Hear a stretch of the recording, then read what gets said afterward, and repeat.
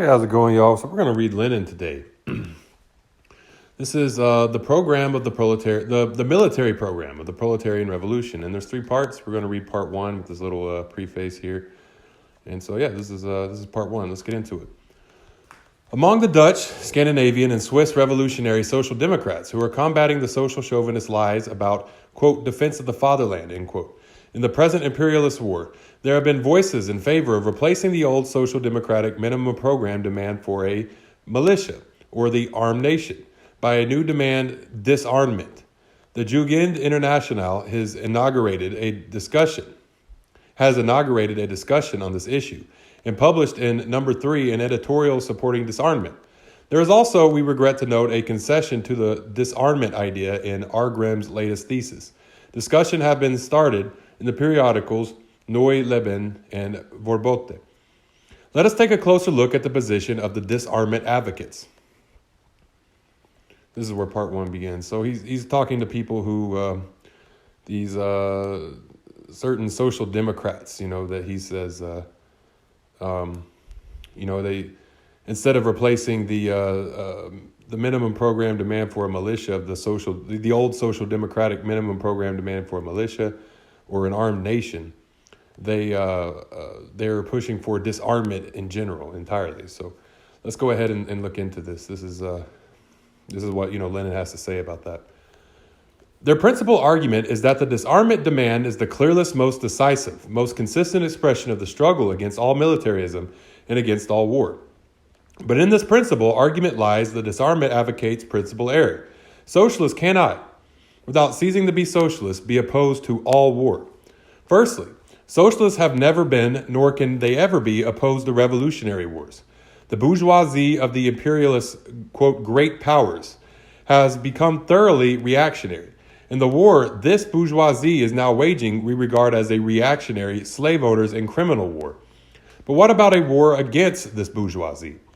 A war, for instance, waged by peoples oppressed by and dependent upon this bourgeoisie or by colonial peoples for liberation. In Section 5 of the International Group, these we read, national wars are no longer possible in the era of this unbridled imperialism, end quote. That is obviously wrong. The history of the 20th century, this century of unbridled imperialism, is replete with colonial wars. But what we Europeans, the imperialist oppressors of the majority of the world's peoples, with our habitual, despicable European chauvinism call colonial wars, are often national wars, or national rebellions of these oppressed peoples. One of the main features of imperialism is that it accelerates capitalist development in the most backward countries, and thereby extends and intensifies the struggle against national oppression.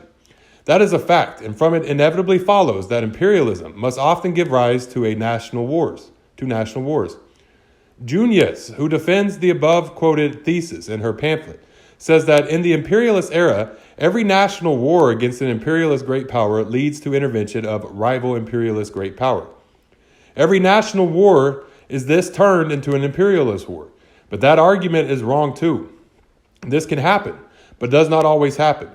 Many colonial wars between 1900 and 1914 did not follow that course, and it would be simply ridiculous to declare, for instance, that after the present war, if it ends in the utter exhaustion of all the belligerents, there can be no national progress, revolutionary wars, quote, of any kind, end quote, wages, say, by China in alliance with India, Persia, Siam, etc., against the great powers. To deny all possibility of a national wars under imperialism is wrong in theory, obviously mistaken historically and tantamount to European chauvinism in practice.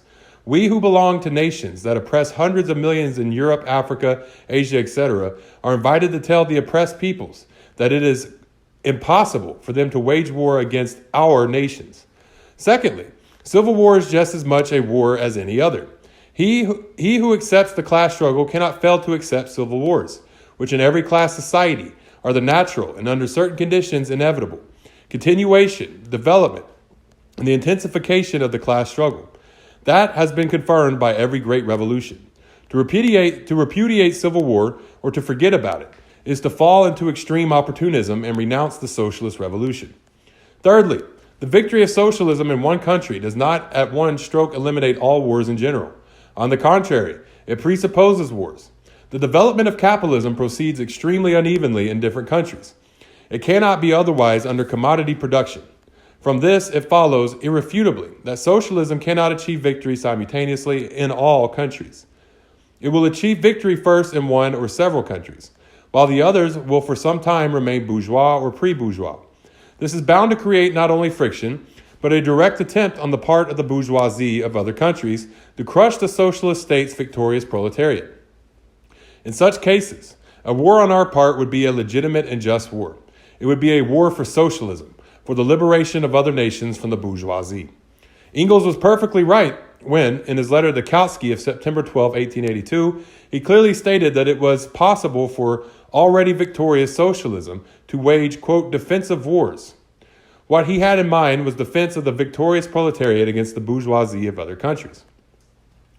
Only after we have overthrown, finally vanquished, and expropriated the bourgeoisie of the whole world, and not merely in one country, will wars become impossible. And from a scientific point of view, it would be utterly wrong and utterly unrevolutionary for us to evade or gloss over the most important things, crushing the resistance of the bourgeoisie, the most difficult task, and one demanding the greatest amount of fighting in the transition to socialism.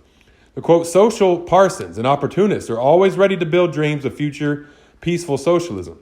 But the very thing that distinguishes them from revolutionary social democrats is that they refuse to think about and reflect on the fierce class struggle and class wars needed to achieve that beautiful future.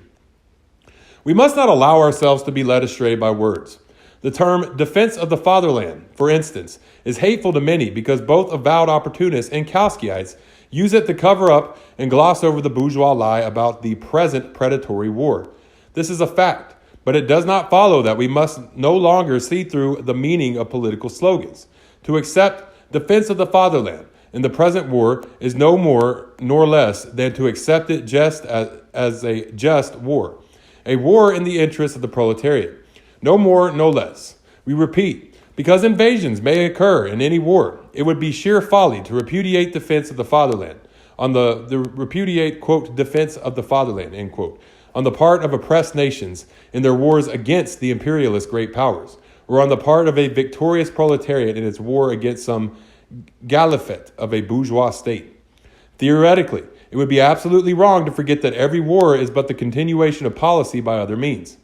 The present imperialist war is the continuation of the imperialist policies of two groups of great powers. And these policies were endangered and fostered by the sum total of the relationships of the imperialist era. But this very era must also necessarily engender and foster policies of struggle against national oppression and of proletarian struggle against the bourgeoisie, and, consequently, also the possibility and inevitability, first, of revolutionary national rebellions and wars, second, of proletarian wars and rebellions against the bourgeoisie, and third, of a combination of both kinds of revolutionary war, etc. Okay. So yeah, that's the first part of the military program of the Proletarian Revolution by Vladimir Lenin. It's very important stuff. He's sitting here talking about ending the wars, and I've noticed that a lot of what we call bourgeois intellectuals, they're really kind of stuck in the ways of old liberalism, and they want to talk about the end result of, like, say they want democracy in the workplace, and that's very true. We do want those things. Those things would secure something against imperialism.